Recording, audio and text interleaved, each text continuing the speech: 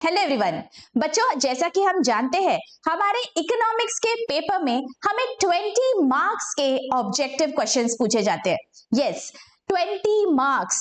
And ये जो 20 marks है बच्चों, अगर ये हमने सही सॉल्व कर दिया तो आउट ऑफ 80 मार्क्स 20 मार्क्स हमारे पॉकेट में होंगे। And that is the reason मैं आज आपके साथ जुड़ी हूं बच्चों, ऑब्जेक्टिव क्वेश्चंस डिस्कस करने के लिए। आज हम डिस्कस करेंगे बच्चों, give economic terms from all your chapters. So without any further delay, let's get started. देखिए, first one, a type of equilibrium that explains the equilibrium of the entire economy। हमें सिर्फ एक वर्ड में इसका answer लिखना है। कौन सा इक्विलिब्रियम होता है ये याद करिए, चैप्टर नंबर 1 एंटायर इकोनॉमी का इक्विलिब्रियम है। So this will be general equilibrium. याद आ रहा है, general equilibrium, partial equilibrium, right. Next, the economic variables of macro quantities, इसे हम क्या कहेंगे, मैक्रो इकोनॉमिक वेरिएबल। लिख लेते हैं, macro economic variable. Next, the economic variables of micro quantities, micro quantities के वेरिएबल्स है तो उन्हें हम कहेंगे micro economic variables. Let's write them down, micro economic variables. Next, reward of capital. अभी हमें पता है जो कैपिटल होता है उसे हम क्या देते हैं, what is the reward, capital को मिलता है बच्चों interest. So that is the reward of capital. यहां पे हम लिख देंगे इंटरेस्ट। हमारे जो 4 फैक्टर्स ऑफ प्रोडक्शन है, land, labour, capital and entrepreneur, इनके जो रिवॉर्ड्स है वो हमें याद रखने हैं बच्चों। यहाँ पे जो कैपिटल है उसका रिवॉर्ड है interest. Okay, next, utility of a commodity increases with a change in its time of utilization. अलग अलग फॉर्म्स ऑफ यूटिलिटी हमने देखे थे, याद है। तो अगर टाइम की वजह से यूटिलिटी चेंज हो जाती है तो इसे हम कहेंगे time utility, simple. Next, additional utility derived by a consumer from an additional unit consumed। एक एक्स्ट्रा यूनिट कंज्यूम करने के वजह से जो यूटिलिटी हमें डिराइव होती है उसे हम क्या कहते हैं, बहुत इंपॉर्टेंट लॉ देखा हुआ है हमने इसका, marginal utility. Marginal utility. Next, Swati purchased raincoat for her father in rainy season. देखिए, अब कब परचेज किया है, जब बरसात है तब परचेज किया। तो because of the time of purchase the utility has got up and that is why this is time utility. बच्चों देखिए, ऑब्जेक्टिव टाइप में हमें फुल मार्क्स स्कोर करने हैं, ऑलराइट। सो हमें हड़बड़ी नहीं करनी है। We are going to read the question properly, understand and interpret it कि एग्जैक्टली हमें क्या पूछा गया है। Because most of the times हमें आंसर पता होता है बच्चों, लेकिन हम बहुत ज्यादा एक्साइटमेंट में कुछ गलत लिख के आ जाते हैं। ऐसे मत करिए, सोचिए। बिकॉज देखिए, अगर थोड़ा सा भी आपने कुछ गलत लिख दिया, फुल 1 मार्क आपका लूज हो जाता है बच्चों, ठीक है। तो हमें ऐसे नहीं करना है, हम बहुत कॉशियसली सॉल्व करने वाले हैं सारे objectives. Okay, next, utility derive from computer after completing computer training. क्या हुआ, हमें यूटिलिटी हमारी बढ़ गई कंप्यूटर से बिकॉज हमें ट्रेनिंग मिल गई। Now we know how to use the computer. तो ये क्या है, this is knowledge utility.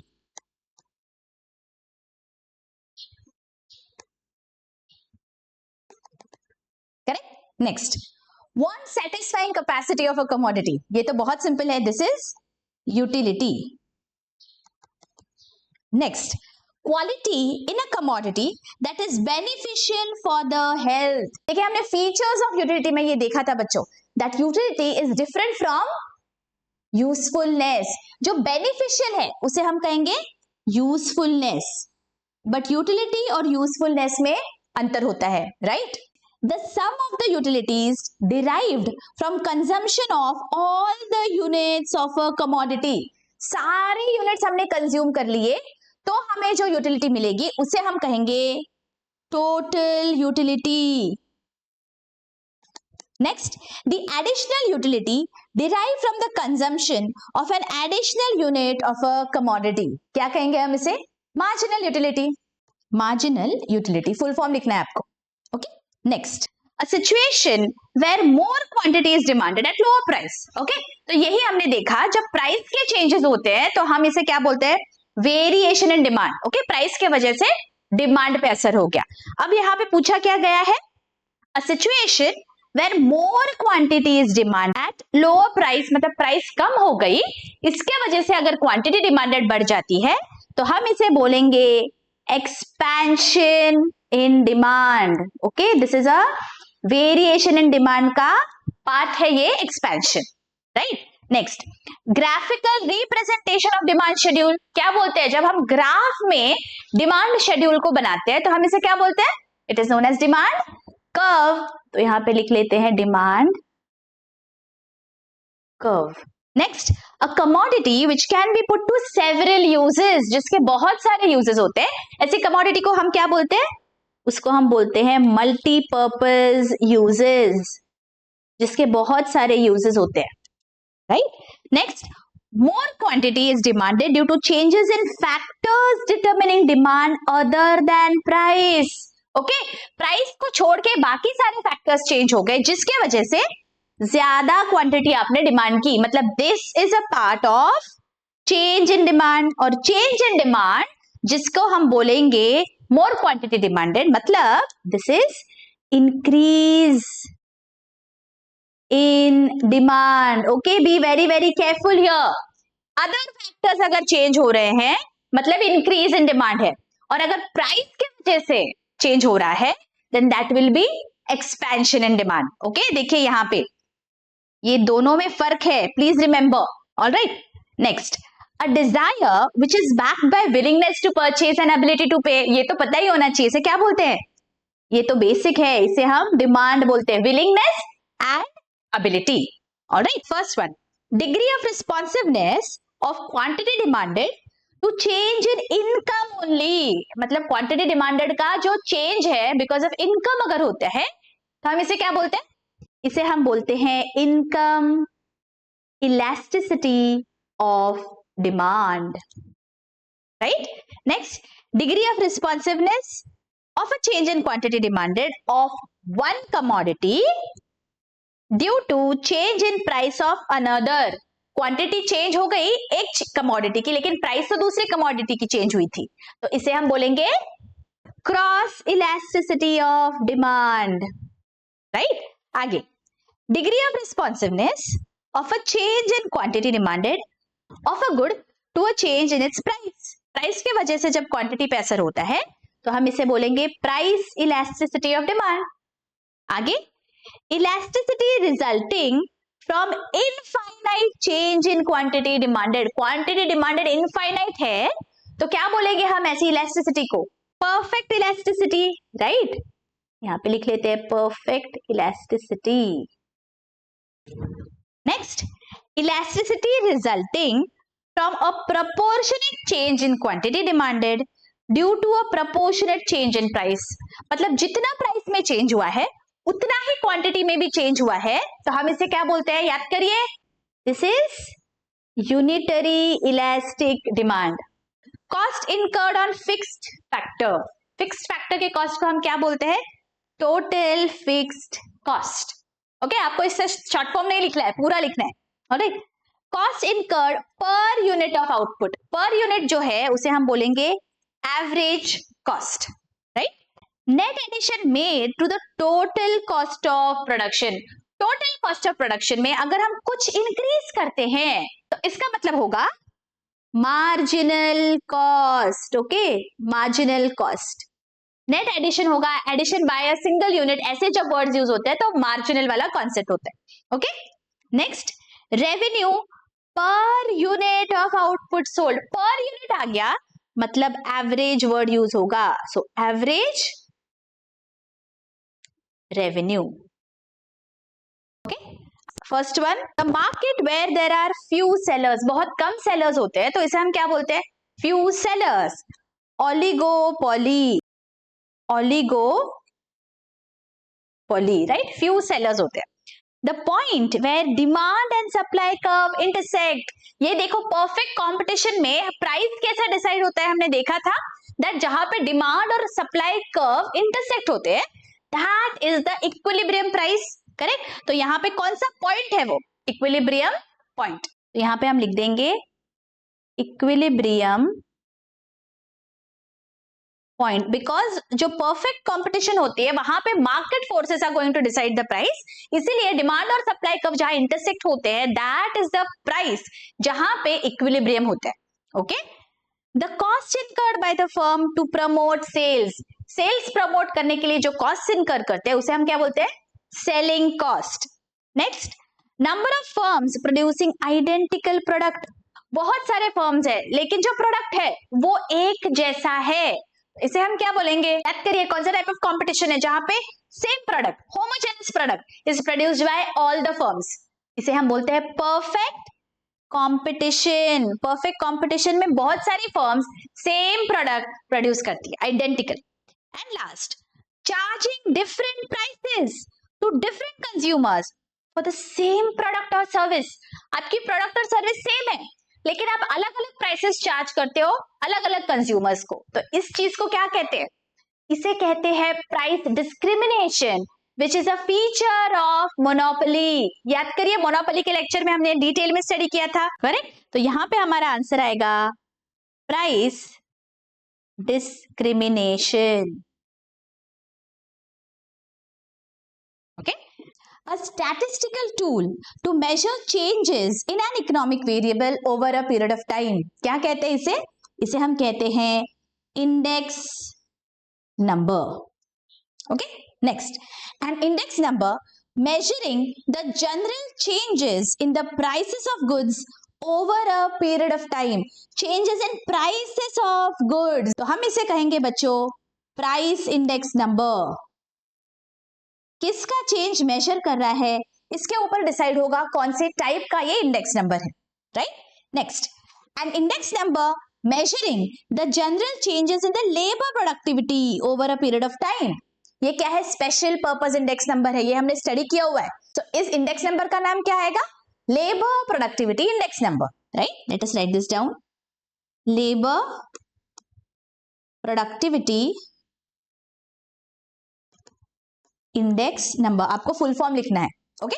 Next, an index number measuring the general changes in a single variable over a period of time. देखिए हमने ये फीचर्स ऑफ इंडेक्स नंबर में देखा है, सिंगल वेरिएबल को जब स्टडी करते हैं तो हम इसे कहते हैं univariate index number, univariate index number. Next, an index number measuring general changes in a group of variables. Group of variables है तो हम इसे कहेंगे composite index number. Composite index number. Getting it? Next, the gross market value of all final goods and services produced within the domestic territory of a country during a period of a year. क्या कहते हैं हम इसे? Gross market value and within the domestic territory. So this is our GDP, gross domestic product. आपको full form लिखना है बच्चों. Next, the volume of commodities and services turned out during a given period counted without duplication. ये तो chapter का ही नाम है, इसे हम कहेंगे national income. Correct? Next, factor payment received by land in the form of money. जैसे अभी मैंने आपको बताया था factors of production है land, labor, capital and entrepreneur. तो land को जो मिलता है reward उसे हम क्या कहते हैं? उसे हम कहते हैं rent. Next, factor payment received by labor in the form of money. labor को क्या मिलता है? wages मिलता है. Okay. Next, the flow of goods and services produced in an economy during a year. ये भी मीनिंग है नेशनल इनकम का. ओके, नेशनल इनकम पूरा लिखना है आपको. Next, the difference between value of exports and imports during a year. क्या कहेंगे? Net exports. Financial statement showing expected receipts and proposed expenditure of the government in the coming financial year. क्या कहते हैं हम इसे? Government budget. Answer is government budget. Okay, next. Financial transactions made for maximum benefit of the society. Society के benefit के लिए जो भी हम transactions करते हैं financial, इसे कहते हैं हम पब्लिक फाइनेंस.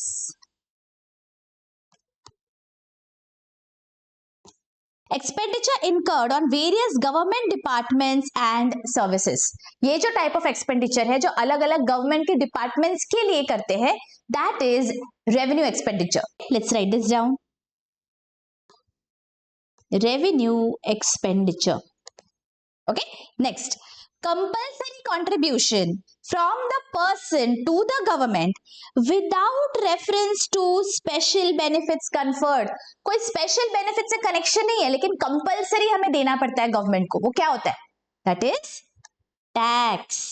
और अगर इसके बदले में कोई special benefit मिल रहा होगा and then we are giving, तो हम उसे कहेंगे fees.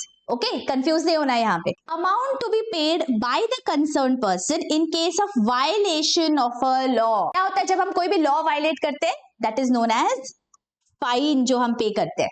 Right, next.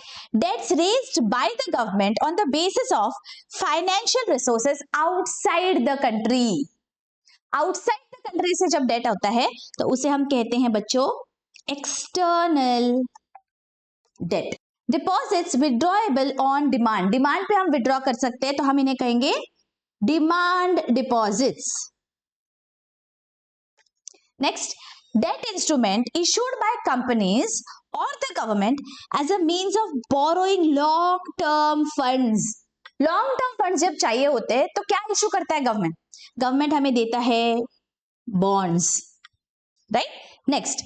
Share of company held by an individual और अ ग्रुप. इंडिविजुअल और ग्रुप के पास जो शेयर होता है पूरे कंपनी का, उसे हम क्या कहते हैं? उसे हम कहते हैं इक्विटी शेयर. नेक्स्ट.